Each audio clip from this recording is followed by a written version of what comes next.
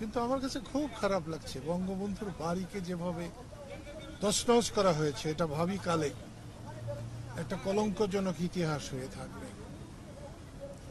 আওয়ামী লীগ হলেই তার বাড়ি ভাঙতে হবে, যারা ভাঙবে তারা ক্ষতিগ্রস্ত হবে, তাদের হাত পুড়ে যাবে, জ্বলে যাবে।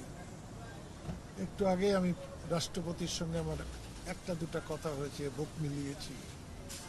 রাষ্ট্রপতিকে আমি পছন্দ করি না, কিন্তু আমি বঙ্গবন্ধুর ছবিটা যে যা যথাস্থানে দেখে আমি তাকে ধন্যবাদ দিয়েছি। উনি বলছেন আমি মরে যেতে পারি কিন্তু এই ছবি নামবে না।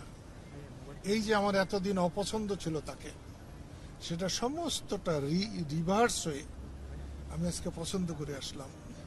বঙ্গবন্ধু বাংলাদেশকে জন্ম দিয়েছেন, বাংলাদেশের পিতা তিনি। তিনি যদি না থাকেন তাহলে আমরা জারজ হয়ে যাব। সেই